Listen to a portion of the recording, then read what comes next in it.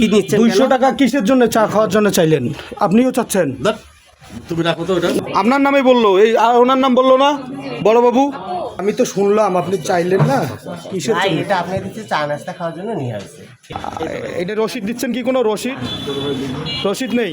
যারা জব পেয়েছে 235 জন, যদি 200 টাকা করে নেওয়া হয় 235 ইন্টু 200 টাকা, মোটামুটি একটা রাউন্ড ফিগার চলে আসে। কিসের টাকা ভাই? 200 টাকা বড় বাবুর সাথে কথা বলেন ভাই। আমি সাংবাদিক নাগরিক, তুমি বলেন কিসের আমি টাকা? তো নেই বড় বাবু। কিসের জন্য চাইলেন? আমি তো শুনলাম আপনি চাইলেন না কিসের ভাই জন্য? এটা আপনি দিচ্ছে চা নাস্তা খাওয়ার জন্য নিয়ে আসছে। তারপর ওই যে উনি দেখেন কি করতেছে।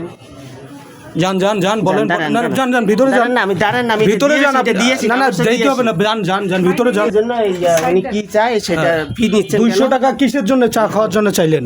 আপনিও চাচ্ছেন? তুমি রাখো তো ওটা। না শুনেন, কি নাম আপনার? আপনার নাম কি, পদবি কি? কথা বলেন না তুমি আমার কাছে আসো। সবাই তো জানে আপনার নামে বললো, এই আর ওনার নাম বললো না বড় বাবু? এখানে আপনার কেউ টাকা দিচ্ছেন? দেয় নাই, টাকা কেউ দেয়নি। এই যে ফ্রি টাইম দিয়ে দিয়েছি। তাহলে ভিতরে নিচ্ছে কেন? কাজ করতে দিতে। ভিতরে নিচ্ছে কেন?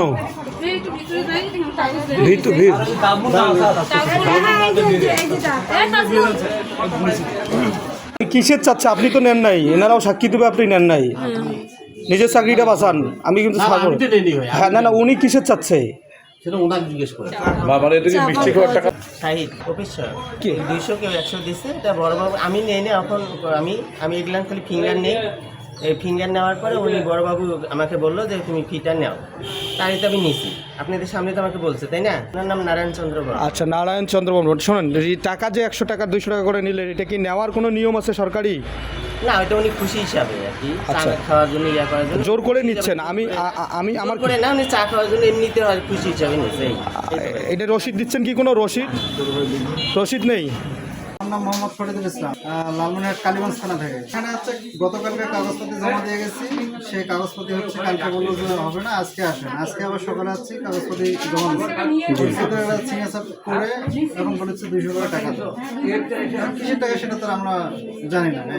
এটা কি কোনো রসিদ দিচ্ছে আপনাদের? না, রসিদ দিচ্ছে না, কোনো কিছু দিচ্ছে? ওরা হয়তো আপনারা আসার পরে বললো যে মিষ্টি খাওয়ার জন্য 200 টাকা করে নিচ্ছে, এমনিতে খুশি মানে, কিন্তু আমরা জানি না সেটা। জোর করেই তো চাচ্ছে, দেওয়াই লাগবে। হ্যাঁ, দেওয়া লাগবে।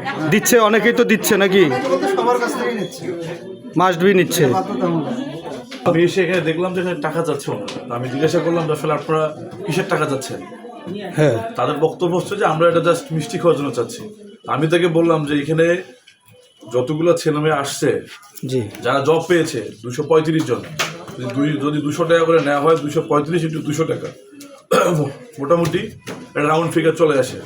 তো এখানে যারা অলমোস্ট চাকরি করতে আসছে প্রত্যেকে কিন্তু নিম্ন মধ্যবিত্ত শ্রেণীর, সবাই মেধাবী, সবাই মেধায় চাকরি পেয়েছে। এখানে যারা কাগজ দিচ্ছে হচ্ছে আপনার মেডিকেল টেস্টের যে পেপারসগুলো আছে সেগুলো নেওয়ার জন্য, আর এই রুমে মেনলি হচ্ছে ফিঙ্গার নিচ্ছে আর কি, ফিঙ্গার আর আই টেস্ট যেটাকে বলে।